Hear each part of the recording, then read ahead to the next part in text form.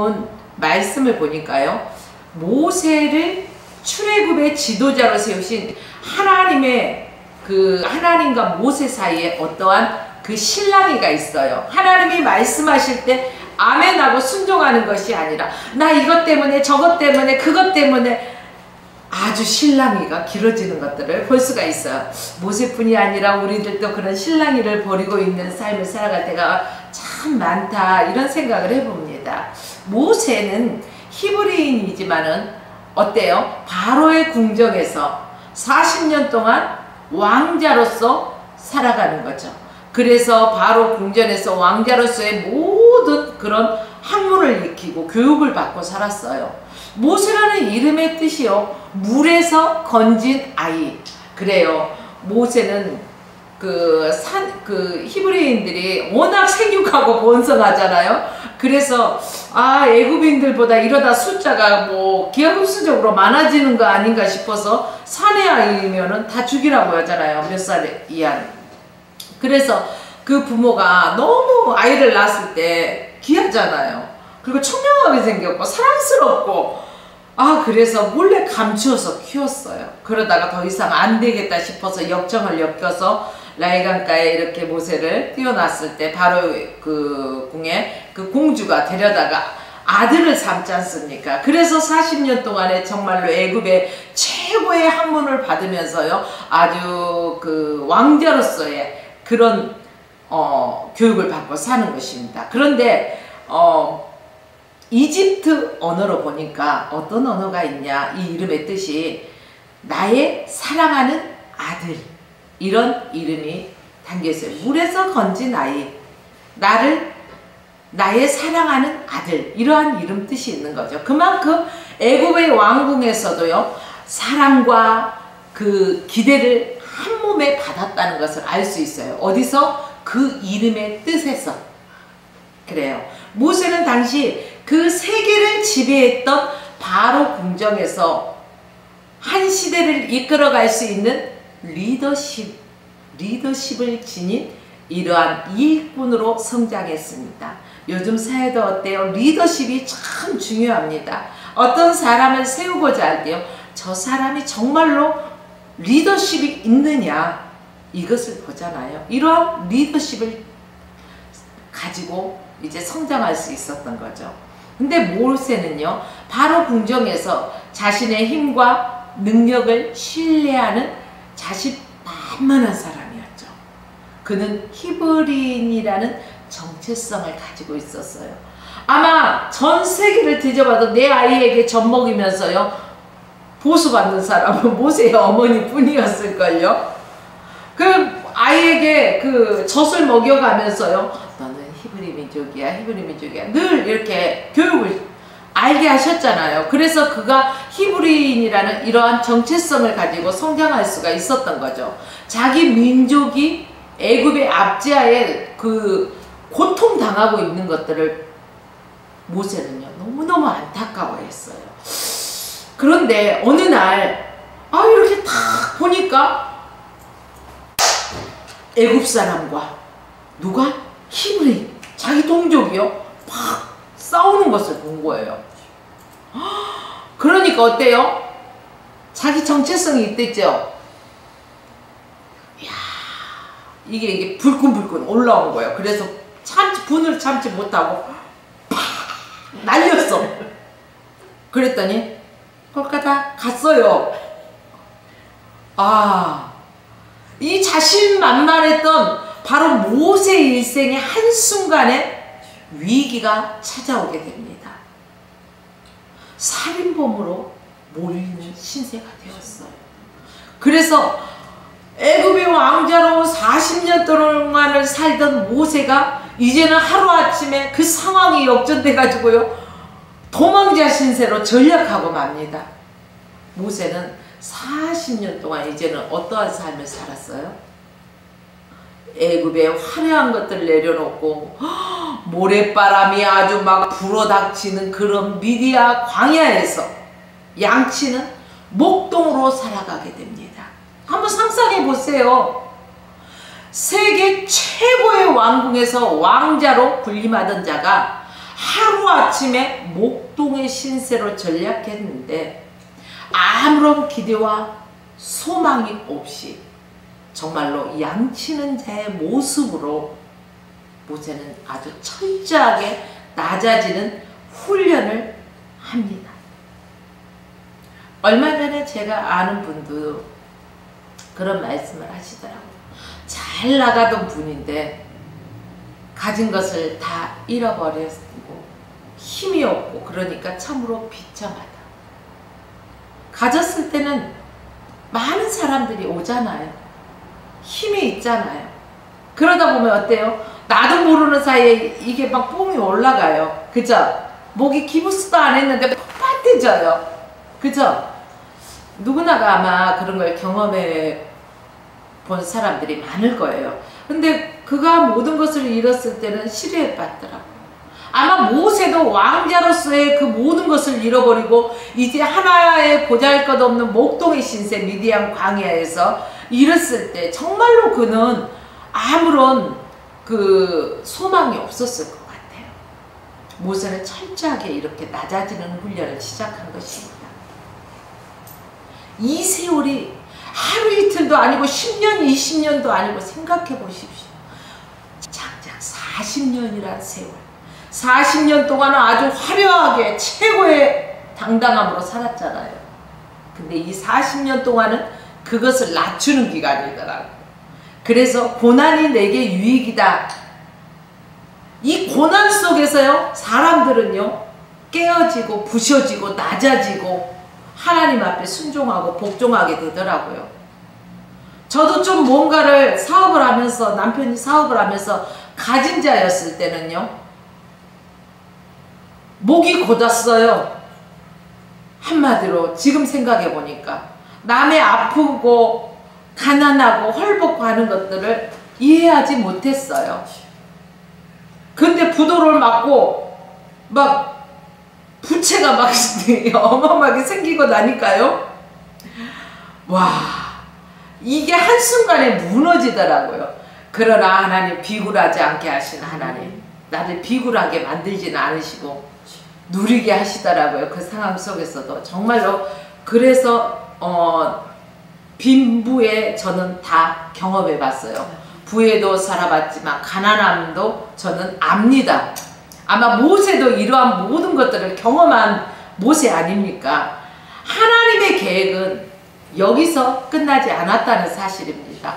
절망과 좌절의 나날을 보내던 모세에게 드디어 하나님이 모세를 부르셨어요. 하나님이 나도 부르셔서 오늘 이 자리에 있는 거예요. 모세의 소명장으로 알려진 출애굽기 3장, 그 내용이 아주 자세하게 나오잖아요. 모세가 하나님의 산으로 알려진 그 호렙산에서 장인 이드로의 양을 치고 있었어요. 근데 거기에 하나님이 나타나셔요.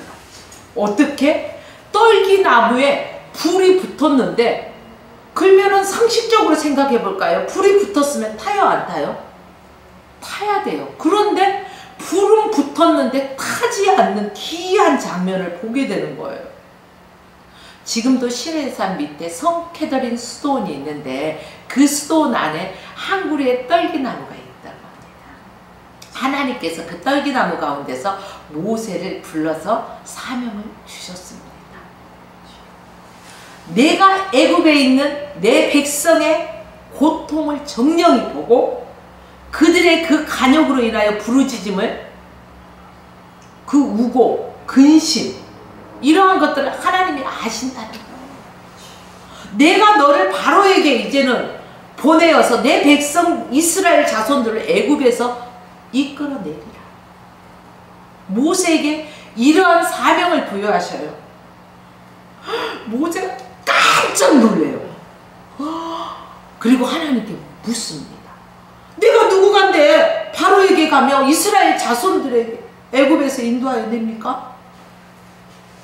그때 하나님이 모세에게 다시 말씀하세요. 내가 정녕 반드시 너와 함께하리라. 약속의 말씀이에요. 내 백성을 애굽에서 인도하여 낸 후에 너희가 이 산에서 하나님을 섬기리니 이것이 내가 너를 보낸 증거니라. 이렇게 증거를 주시는 거예요. 약속의 말씀을 주시는 거예요. 근데 모세는요, 또 하나님 앞에 반문하면서 묻습니다. 내가 이스라엘 자손에게 가서 너희 조상의 하나님이 나를 너희에게 보내셨다. 이렇게 말하면요, 그들이 내게 묻기를 너를 보낸 하나님이 이름이 뭐냐? 너 보낸 하나님의 이름이 뭐냐? 이렇게 물어볼 건데 어떻게 대답해요? 어떻게 대답해요? 이렇게 물어요. 하나님이 또 모세에게 말씀하십니다. 스스로 있는 게 아니라 스스로 I am who I am. 스스로 있는 자가 너희에게 나를 보냈다. 이렇게 말하라는 거예요. 하나님께서 명령하시는 거예요. 비록 바로가 강한 손으로 치기 전에 너희가 출애굽하는 것을 허락하지는 않았지만 내가 반드시 은혜를 베풀게 하여 빈손으로 나가지 않도록 하겠다. 이렇게 약속해 주십니다. 빈손으로 나가지 않게 하겠다. 그럼 뭘 가지고 올 수 있을까요? 금은 보화. 여러분 좋아하시죠? 특히 여성분들은 이 금은 보화를 너무너무 좋아해요. 자다가도 벌떡벌떡 일어나. 금은 보화 얘기하면 이 정도로 좋은 금은 보화를요, 그러한 물품을 취하여서 나가게 하겠다는 거예요. 그동안 힘들게 고역을 하고 노역을 하고 살았지만 빈손으로 가는 것이 아니라 금은 보화를 챙겨서 갈 수 있게 하시겠다는 거예요. 이때 모세가 가만히 있겠어요? 또 물어요. 그러면 이스라엘 백성들이 나를 믿지 않고 내 말을 듣지 않을 것입니다. 하나님을 보지도 못했다고 말할 것입니다. 여기까지 장면을 한번 생각해 보세요. 모세의 입장이 아주 대단히 심각하지 않겠어요? 하나님한테 이렇게 질문을 할 때. 어쩌면 이것은 당연한 그 일일지도 모릅니다. 자신의 과거를 되돌아볼 때 40년간이나 왕궁 생활, 다시 40년 동안은 무슨 생활? 목동 생활. 그림이 잘 연결되지 않죠? 어떻게 극과 극이에요. 근데 비천한 양측으로서 그동안 모세의 그 지으시는 철저하게 낮아졌어요. 자신은 이제 아무것도 할 수 없는 아주 비천한 존재라는 것을 알았기 때문에 그렇습니다. 이것은 하나님 앞에서 겸손함이라기보다는 자신의 신세에 대한 철저한 자괴감, 열등감의 표현이었을지 모릅니다.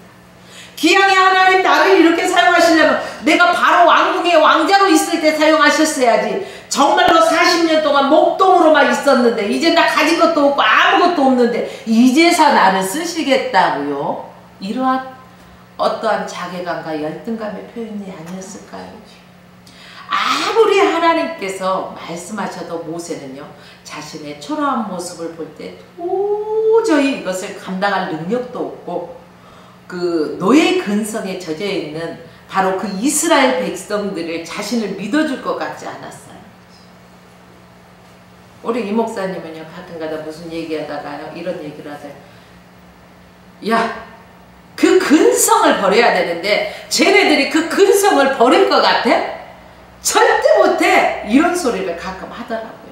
근데 모세가 염려했던 것도 바로 그거예요. 저들이 노예 근성으로 살아왔는데 나의 말을 믿어줄까? 이거예요.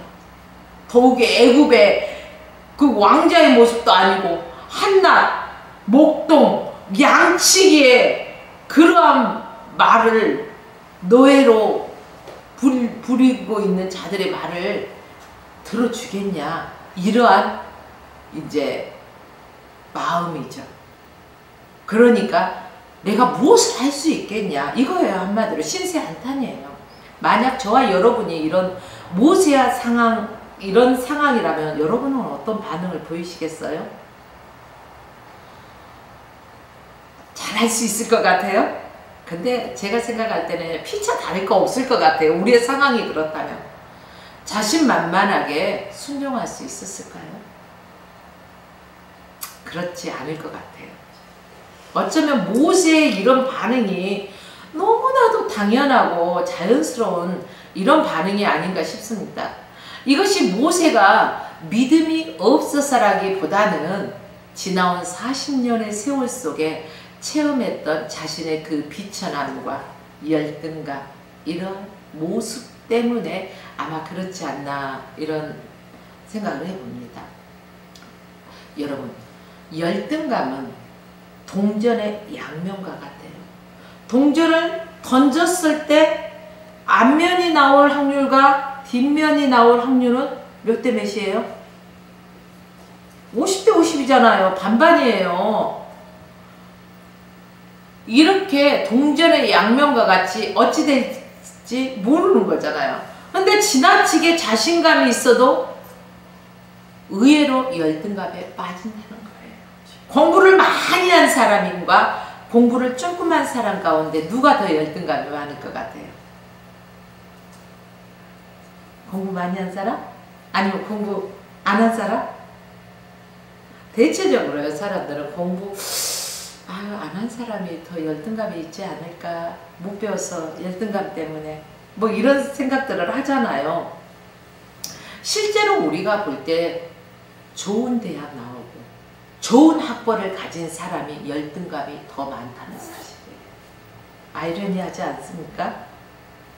그것은 자신에 대한 어떠한 기대 가치가 그만큼 높기 때문에 적어도 내가 이만큼 배웠으면 이런 대우는 받아야 하지 않겠느냐. 내가 이만큼 배웠는데 이런 위치는 되어야 되지 않겠느냐. 내가 이만큼 배웠는데 이런 권세쯤은 가져야 되지 않겠느냐. 그런데 실상은 그렇습니까? 실상은 그렇지 못한 게 현실이에요. 제가요, 유튜브를 보다가요, 황창현 신부라는 그 신부님이 하는 유튜브를 본 적이 있어요. 근데 참 그분이 말씀을 잘 하시더라고요. 재미있게 구성지게 말씀을 잘 하시더라고요. 근데 이런 말씀이 있더라고요. 사람은 배우면서 행복을 많이 잃어갔다는 거죠. 배우기 이전에는요, 천진난만의 어린아이가, 그쵸? 세상 걱정 없어. 근데 배우면서부터 경쟁이라는 걸 알게 되고 이것저것 하면서 근심이 많아지는 거예요. 그래서 많이 배운 사람이 열등감도 많다. 이게 모든 사람이 그렇다는 건 아닙니다. 대부분의 그런 사람들이 많다더라, 이런 것입니다. 자, 그래서 자기보다 더 잘된 사람을 보면은요, 항상 비교를 해요. 비교는 곧 자기를 열등감에 빠지게 하잖아요. 반대로 삶이 너무 힘들고 어려워서 자신의 힘과 능력, 그 노력, 아무것도 할 수 없다고 생각할 때, 이때도 열등감에 사로잡힙니다. 낮은 자존감으로 인해서 쉽게, 별거 아닌 말에 쉽게 상처받는 사람이 있어요, 없어요? 있잖아요. 바로 이러한 경우에 그들이 쉽게 상처를 받습니다. 모세의 경우는 어떤 경우일까요? 전자일까요? 후자일까요? 모세의 경우는 후자예요. 지금 아무것도 가진 것도 없고 자신의 힘과 노력을 해도 할 수 없다고 생각하고 있어요. 이런 후자에 대한 어떤 열등감에 사로잡혀 있는 거죠. 여기서 중요한 것은 어떤 경우에, 그러니까 전자의 열등감이든 후자의 열등감이든 이 열등감은 누가 이용할까요? 마귀가 이용해요. 마귀는요, 이 열등감을 통해서 아주 가라지를 쫙 뿌려놔요. 우리 안에 열등감이라는 가라지를 뿌려놓는다는 거예요. 그것을 이용해서 자꾸 시험에 빠지게 하고 자꾸 넘어지게 하고, 마귀가 하는 짓이 그렇다는 거예요. 이 열등감 때문에 상처를 받는 거예요. 이 열등감 때문에 신앙생활을 극복해야 될 것들을요, 극복하지 못하고 주저앉아 버릴 때가 많다는 거죠. 열등감은 무서운 적이다. 그래요. 오늘 말씀은 하나님께서 모세의 열등감을 극복시켜서 하나님의 사명자로 살아갈 수 있게 하는 이러한 과정을 보여주는 것입니다. 오늘 이 방송을 통해서 예배드리고 계시는 분들도, 사랑하는 성도님들도 전자나 후자의 열등감이 있을 수가 있어요. 그러나 하나님께서 모세의 열등감을 극복시켜서 사명자로 부르셨듯이 오늘 여러분의 열등감도 예수 안에서 해결되어지기를 원합니다. 우리들이 어떻게 하면 열등감의 노예에서 벗어나서 진정한 자유인으로 하나님이 주신 이 소명을 이루어가는 능력 있는 사람으로 살아갈 수 있을까요? 2절 말씀을 함께 읽어볼까요? 여호와께서 그에게 이르시되 내 손에 있는 것이 무엇이냐? 물어보셨잖아요. 그때 뭐라고 대답합니까? 지팡이니다. 하나님은 먼저 모세가 가지고 있는 것을 묻고 있어요. 근데 우리 사람들은요, 자꾸 내게 없는 것만 쳐다보고, 없는 것을 가지고 저 사람 있는 것만 보고, 내게 없는 것만 보니까 열등감에 사로잡힌다는 거예요. 그러나 하나님께서는요, 모세가 그 미디안 광야에서 양을 칠 때 양치기에게 없어서는 아닌데 가장 소중한 게 뭐예요? 지팡이잖아요. 그때 하나님께서 내게 있는 것이 무엇이냐? 있잖아요. 무언가가 있단 말이에요. 잘난 사람이든 못난 사람이든 다 장점이 있어요. 단점도 있지만 사람은 장점도 있다는 거예요. 그렇기 때문에 그 장점을 부각시켜 줄 때요, 열등감을 극복할 수가 있습니다. 그래서 내게 있는 것이 무엇이냐? 내가요? 지팡이 있는데요? 하나님은 모세에게 묻잖아요. 내 손에 있는 것이 무엇이냐? 여러분이 가지고 있는 것이 지금 현재 무엇입니까? 찬양을 못하는 사람은요, 또 설교를 잘해요. 설교를 못하면 또 찬양을 잘하는 사람이 있고, 또 이것도 저것도 못한다? 전도를 아주 끝내주기 잘하는 사람이 있어요. 어떤 사람은요, 그것도 못해. 그러면은 행정의 대가가 있어. 또 행정적인 문제는 다 내게 가지고 할 정도로 행정적으로 빠삭한 사람이 있어. 이렇게 가지각색의 자기 안에 잘하는 것들이 있다는 거예요. 그걸 부각시켜서 그쪽으로 살려주면 된다는 거예요. 모세는 하나님 앞에서 부르심을 받은 자신, 그러니까 무가치한 존재라고 생각했었잖아요. 그의 경험과 자기 비하, 그러니까 경험하고 자기 비하는 분명히 다르잖아요. 그렇죠? 겸손은 얼마든지 할 수 있는 능력이 있지만 그것을 타인이나 공동체를 위해서 자기가 절제한다? 내가 할 수 있어. 근데 내가 안 하고 세워주는 것. 이것은 겸손이에요. 할 수 있지만 내가 양보하고 절제하는 것은 겸손. 근데 그래서 이제 자기 비하는 또 뭐냐면요, 자기 안에 그 일을 할 수 있는 능력이 없는 상태, 하고 싶지만 할 수 없는 상태. 그래서 상대방의 비유를 맞추고 뭐를 해요? 막 비비잖아요. 내가 할 수 있는 것은 나는 다른 거 못해. 그래서 나는 막 비벼. 막 이런 비비기 잘하는 사람들이 있더라고요. 그런 사람. 저는 또 이걸 못해요. 그래서 불이익이 좀 손해볼 때가 많아요. 근데 적당히 섞였으면 사회생활에 참 유익할 텐데 비비는 걸 못해요. 자, 한마디로 사람은 뭐냐, 남의 뜻 커 보여요. 다 장점들이 있는데도 불구하고 자꾸 내게 없는 것을 보다 보니까 분명히 똑같은 걸려도 저놈이 더 커 보이고 저놈이 더 좋아 보이고 남의 뜻이 커 보인다, 이런 거예요. 우리는 종종 내가 가지고 있는 것을 보잘것없다고 생각할 때가 있죠. 그래서 남이 가지고 있는 것이 대단하다고 착각할 때가 있어요. 그건 착각이라는 거예요. 열등감을 넘어서는 그 방법 중에 하나는요, 자기 자신의 소중함을 인정하는 거예요. 그러니까 내가 나를 사랑하지 않으면 남도 나를 사랑하지 않아요. 나는 나 김경옥이를 사랑합니다. 아낍니다. 내가 나를 사랑해요. 나는 존귀한 자거든요. 여러분도 여러분 자신을 사랑하십시오. 자기 자신을 소중히 여기고 내 자신의 가치를 아주 귀하게 여길 줄 알아야 돼요. 내가 나를 인정하지 않으면 누가 나를 인정하겠어요? 우리는 누가 뭐라 해도 하나님께서 당신의 아들 예수 그리스도를 십자가에 못 박게 하심으로 구원해 주신 하나님의 자녀라는 사실로 우리는 얼마나 당당하게 살아가야 돼요.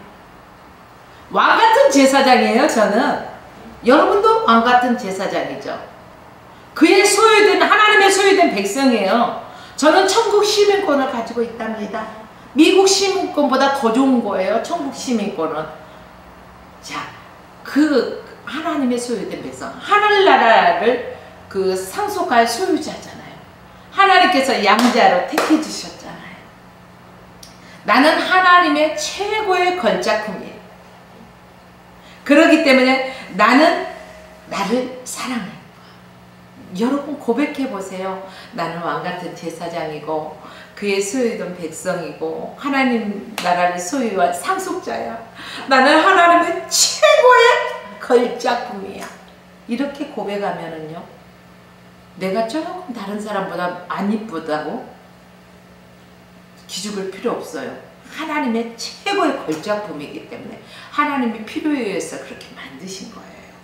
자신의 가치를 인정해 줄 아는 자신에게 소중함을 여길 줄 아는 거예요. 여러분, 남자분들, 이 시간에 남자분들 잘 들으십시오. 내 옆에 있는 아내를 소중하게 여기십시오. 그리고 내 아내를 인정하고 세워주십시오. 맨날 그 남편 뒤치다거리하고 그 뭐야 자식들 뒤치거리하고 하다 보니까 헌신하고 뭐 이게 남편이랑 애들 챙겨주고 내 것은 나중이고 그러다 보니까 조금 자기가 이게 갖추지 못했다 해서 밖에 나가면 자기만 화려하게 꾸미는 여자들을 보고 알랑알랑 한다고 해서 오 하지 마세요. 눈 동그래지지 마세요. 사고 납니다. 안 됩니다. 아내를 사랑하고 소중히 여기십시오. 할렐루야. 비록 젊은 시절에 내가 그냥 콩깍지가 씌었는지 어쨌는지 알지 못하지만 그 멋진 S라인의 몸매가 아니라 애를 몇 명 낳으니까 이렇게 S라인이 없어. 드럼통이 됐어. 그래도 내 아내를 소중히 여기시고 감사히 여기십시오. 이제 여자들은 또 웃고 있네. 여기 여성분들은. 여성분들에게 말씀하겠습니다. 남편의 소중함을 인정하십시오. 남편이요 없으면 밖에 나가서 큰 소리도 못 쳐. 아유 남편도 없대. 그런 소리 들을 때가 있어요 없어요? 그러니 내 남편이 든든히 버팀목이 되어 있다는 것에 대해서 감사하십시오. 아유 저는 쭈빼기 하지 마십시오. 아유 저는요 아주 그냥 잔소리쟁이 하지 마십시오. 그 남편이 있기 때문에 내가 당당합니다. 여러분 남편을 소중하게 여기시고요. 내가 남편을 세워주지 않으면 그 남편이 어디 가서 쓰겠습니까? 여러분 이쁘게 하고 밖에 나가서 남의 남자들이 친절을 베푼다고요? 그거 흑심이 있을까요? 연필에 있는 흑심은 사용하니까 괜찮겠지만 그런 흑심은 안 되는 거예요. 그래서 그냥 거기에 어머 저 남자가 나를 좋아하나 봐. 어머 저 남자 나한테 잘해주네. 착각하지 마십시오. 아무리 잘해줘도요 밤에 등 가려울 때 긁어줄 수 있는 사람 아내이고 남편이에요. 진짜 아플 때 그들이 나한테 막 그 사탕 발림했다고 찾아오나요? 진짜 아플 때 내 아내가 내 남편이 그러니까 서로 잘 세워주고 사라는 겁니다. 섬겨주라는 것입니다. 사랑하는 여러분들이요. 또한 한 가지 더 요구할 것은 뭘까요? 교회를 소중히 여기라는 거예요. 주님의 피값으로 산 주님의 몸된 교회라고 말하지 않습니까? 이 땅에 5만 개가 넘는 교회가 있지만 여러분이 섬기시는 교회로 하나님이 인도해 주셨다는 것은요, 그만한 이유가 있지 않겠습니까? 아유, 내가 어쩌다 보니까 여기 와서 예배 드리는 거야. 아니요, 어쩌다 보니까가 아니에요. 하나님께서 그 사람이 필요한 시기 때문에 뽑아서 옮겨 놓으신 거예요. 그래서 내가 있는 곳에서 내 생명을 다해서 하나님 앞에 예배 드림이 최선이에요. 괜히 다른 데 끼우끼우도 하면 안 된다는 거예요. 또한 목회자를 귀하게 여길 줄 알아야 돼요. 옛날에는 목사님 그러면요, 아주 그냥 대단하게 여겼습니다. 그런데 요즘은요, 목사님을 귀하게 여기지 않아요. 권위가 땅바닥에 떨어져 버렸는지 어쨌는지 찾아보기가 힘들더라는 거죠. 그러나 사랑하는 여러분들이요, 하나님은요, 위계 질서의 하나님이십니다. 여러분이 섬기시는 교회 목사님을 귀하게 여기십시오. 그리고 그 목사님들의 단점을 봤을 때는 목사도 인간이에요. 왜 단점이 없겠어요? 그 목사님을 부여잡고 그 목사님을 위해서 여러분들이 기도를 해보세요. 아유, 다른 교회 목사님 아무리 멋져 보인다 해도요, 그 하루 이틀 외식이에요. 외식. 여러분들 집에서 먹는 밥 질려요? 안 질리잖아요. 근데 밖에 나가서 먹으면 어쩌다 먹으면 진짜 꿀맛이죠. 어우, 별미네. 아유, 맛있네. 근데 그거 맨날 먹어봐요. 오늘은 뭐 먹어야 되나? 뭐 먹어야 되나? 별미도 하루 이틀이지 아니거든요, 여러분. 그러니까 내 영적인 말씀을 먹여주신 내 교회 목사님을 최고로 생각하시고 여러분들 목사님들을 위해서 기도해 주십시오. 목사님들을 여러분들께 소중히 여기고 교회를 위해서 기도하고 사랑할 때 하나님께서 그 사람에게 축복하시는 것입니다. 내게 주어져 있는 것들이 비록 작고 보잘것없이 보이지만 소중하게 여길 때 하나님께서 그것을 통해서 큰 역사를 이루어 가시는 것이에요. 철저하게 자신의 무능력 앞에서 열등감에 사로잡혀 있는 모세의 모습은요, 하나님은 없는 것을 찾지 말고 내게 있는 것을 찾으라는 것이죠. 그렇습니다. 열등감을 극복할 수 있는 비결, 내게 있는 것을 찾아보시라는 거예요. 그리고 하나님의 손에 붙잡히면 된다는 거예요. 모세 손에 그 지팡이가 들렸을 때, 양칠 때는 정말로 모세 손에 그냥 들려있을 때 그냥 양을 치는 지팡이에 불과했어. 그런데 하나님의 손에 그 지팡이가 붙들리니까 어때요? 능력의 지팡이가 되더라는 거예요. 여러분이 가지고 있는 게 진짜 부족하고 없다 할지라도 하나님의 능력의 손에 붙들리면요, 그것은요, 아주 우리가 상상할 수 없는 그러한 대단한 것입니다.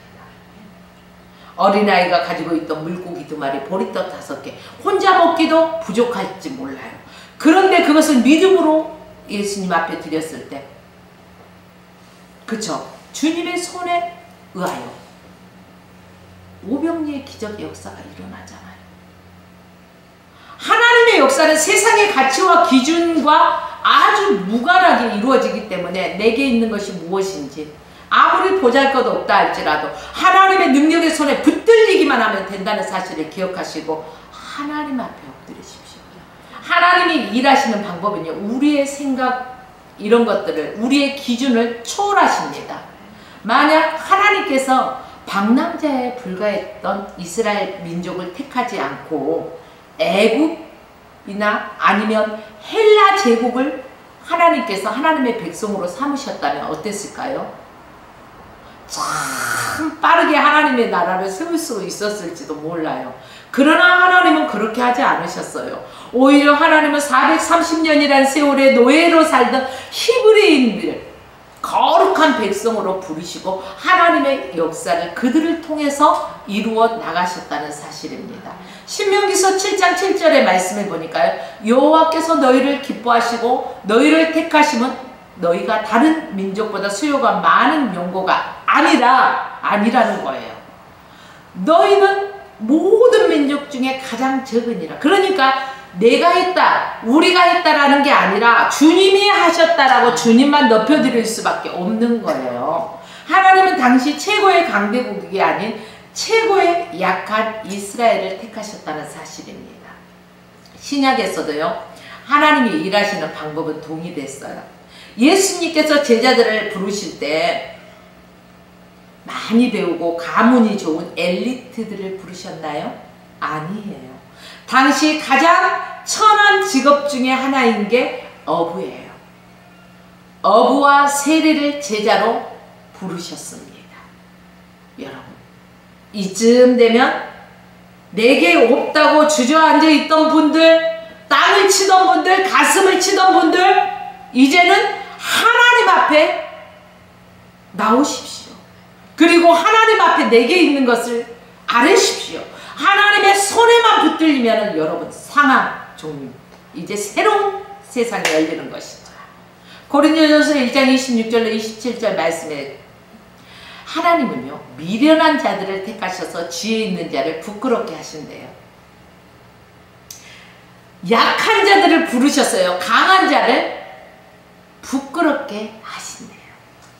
멸시받는 자를 택하셔서 부유한 자, 권세 있는 자를 패하기 위함이라는 거예요. 이것은 이러한 세상의 부귀 영화는요, 하나님 앞에서 자랑거리가 될 수 없다라는 것을 보여주고 계시는 거예요. 오히려 하나님은 그 약한 자를 들어서 사용하신다는 거예요. 여기 있는 나 어때 보여요, 여러분? 외모 보니까 세 보여요? 저 세지 않아요. 연약한 여자예요. 아우, 내숭이 아니에요. 저요, 정말로 형부랑 같이 옛날에 밥상에서 밥도 못 먹고 수줍음 못하는 이런 내성적이라고 제가 말을 하면은요, 사람들은 믿을까요? 안 믿더라고. 내성적? 목사님이 내성적이면 내성적은 다 얼어 죽었네 이러더라고요. 근데 저에게도 이런 내성적인 성격이 있었어요. 주님 만나니까 주님이 바꿔주시더라고요. 여러분, 주님의 손에 붙들리기만 하면 된다는 사실입니다. 우리의 약함과 부유함이 오히려 하나님 앞에서 큰 역사를 이루는 촉매가 된다. 바울의 육체의 가시가 오히려 그 약함에 임하시는 하나님의 능력을 깨닫는 은혜가 되었잖아요. 모세는 자기가 있는 지팡이가 아무 가치 없는 것으로 여겼죠. 그러나 하나님께서는 그가 가지고 있는 것, 보잘것없게 여겼던 그 지팡이를 사용하십니다. 모세의 손에 들려주시잖아요. 모세의 손에 있는 지팡이는 지금까지는 양이나 몰고 다녔고 짐승을 쫓던 그런 지팡이, 작대기에 불과했지만 그것이 하나님의 손에 붙잡히는 순간에요, 능력의 지팡이가 될 수 있었듯이 여러분들이 하나님의 능력의 손에 붙들리기만 하면 여러분들의 인생이 달라져. 하나님은 모세에게 그 지팡이가 어떤 역사를 행할 것인가를 실제로 보여주셨어요. 모세가 더 이상 너는 쓸데없는 막대기를 지닌 존재가 아니야. 하나님의 능력을 나타낼 수 있어. 그러한 위대한 존재야. 이런 것들을, 이적들을 통해서 보여주셨잖아요. 하나님은 지팡이를 땅에 던지라고 명령하셨을 때 땅에 던졌더니 뭐가 됐어요? 뱀이 되잖아요. 근데 뭘 잡으래? 이제는 오리를 잡으래. 오리를 잡았더니 다시 지팡이가 되잖아요. 그래요. 모세는 깜짝 놀래잖아요. 뱀은 엄청난 독성을 지녔어요. 당시 애굽에서는요, 뱀을 자신들을 지켜주는 수호신처럼 여겼어요. 이집트 박물관에 가보셨어요? 이집트 박물관에 가보면은 왕들이 사용하던 그 지팡이에 뱀이 새겨져 있어요. 여러분들 영화를 봐도요, 막 이게 새겨지는 것들 보면 뱀이 새겨진 것들 봤어요, 안 봤어요? 봤죠. 왕이 앉았던 의자에도 보면은 뱀이 양쪽에 고개를 탁 파고들고 있는 것들이 보이잖아요.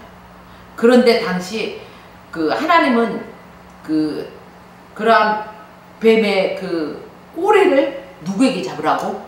모세에게 잡으라고 말씀하시잖아요. 그걸 잡았을 때 머리를 잡아야지, 꼬리를 잡으면 10중 8구 물려요.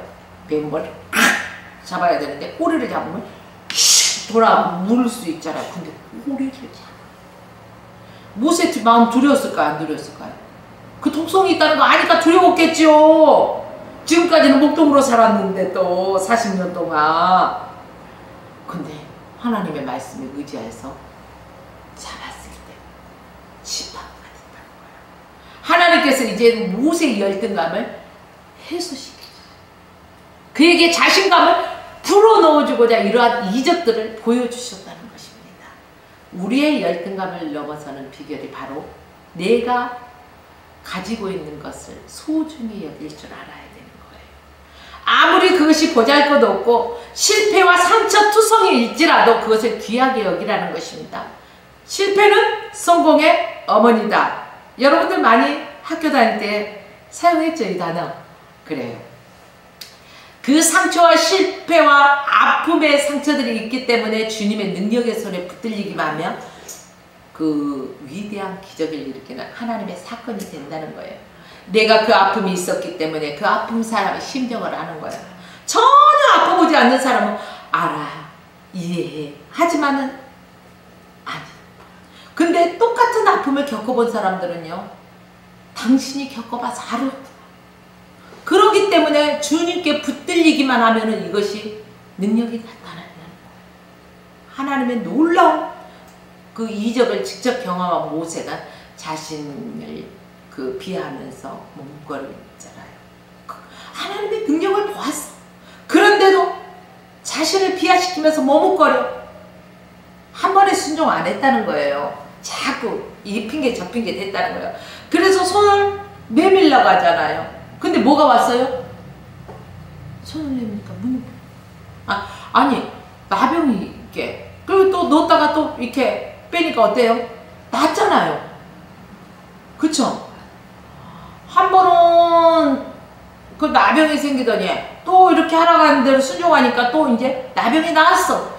그런데도 모세는 순종, 이쯤 되면 순종해야 되죠. 근데 안 해. 하나님, 나는요 입이 좀 뻣뻣하거든요. 나는 말을 잘 못해. 말 재주가 없어요. 말 잘하는 사람 보내세요. 말쟁이를 보내야지 나 같은 사람을 어떻게 보내려고 그러세요. 그때 하나님이 포기하겠어요? 안 하죠. 내 형 말 잘하는 아론이 있지 않냐? 다 준비해 놓으셨어.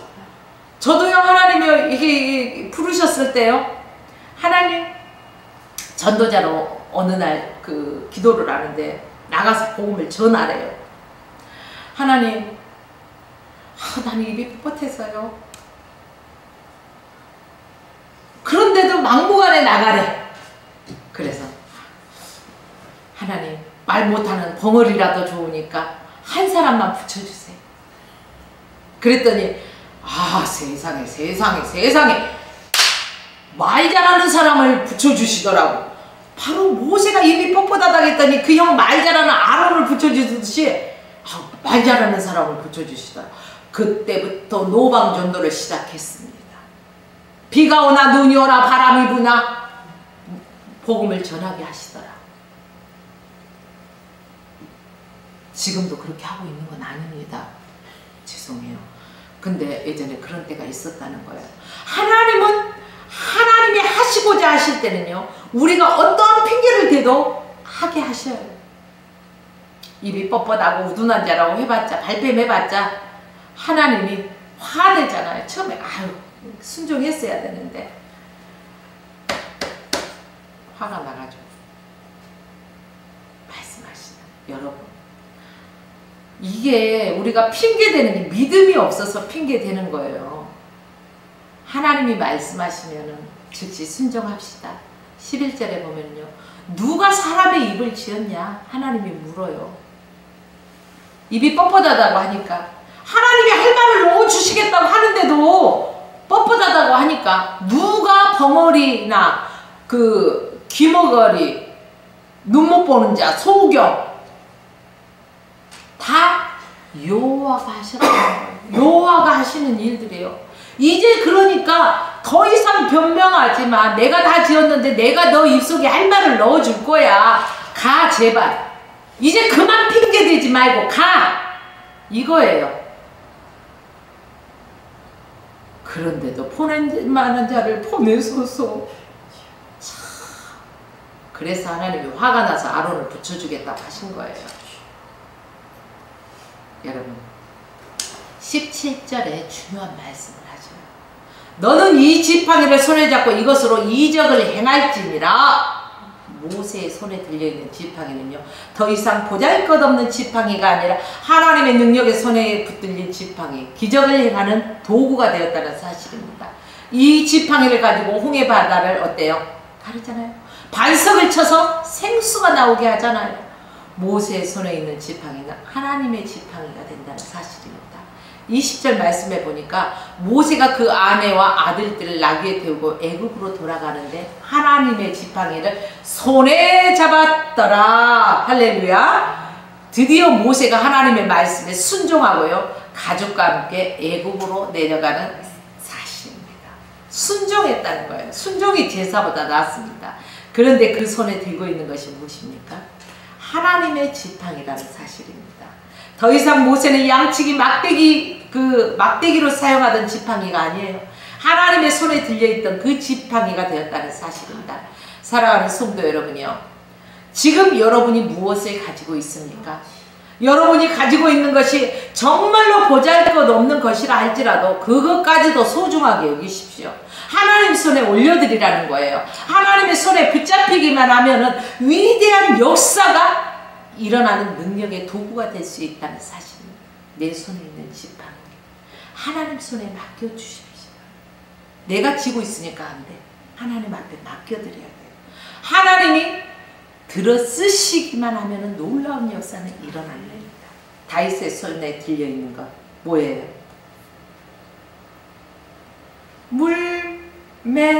물맷돌이잖아요.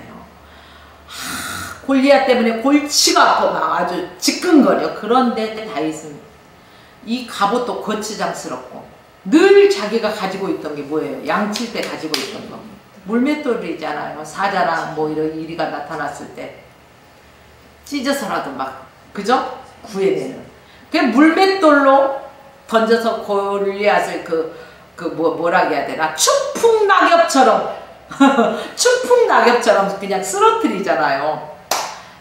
그 베세다의 광야의 소년의 손에 들려있던 보리떡 5개, 물고기 2마리, 주님의 손에 들려드릴 때 어땠어요? 500리의 기적의 역사의 현장이 되었죠. 하나님은 오늘도 우리의 작고 보잘것없는 것들을 통해서 위대한 역사를 이루기를 원하십니다. 더 이상 여러분 남과 비교하지 마십시오. 열등감 속에서 허우적거리지 마십시오. 자신을 비하시키면서 비굴한 인생으로 만들어가지 마십시오. 좀 뚱뚱하면 어때요? 좀 못생기면 어때요? 날씬하지 않으면 어때요? 키 크지 않으면 어때요? 키가 작으면 어때요? 하나님이 만든 최고의 걸작품 아닙니까? 내 손에 든 지팡이를 무시하지 말라는 거예요. 전능하신 하나님 앞에 믿음으로 순종하자는 거예요. 하나님께서 오늘 또 말씀하십니다. 내 손에 들고 있는 것이 무엇이냐? 주님 질문 앞에서 이제는 지팡이를 가지고 살겠습니다. 믿음으로 고백하면서 하나님을 향해서 나아가는 저와 여러분의 삶이 되시기를 주의 이름으로 축원하며 말씀을 마칩니다.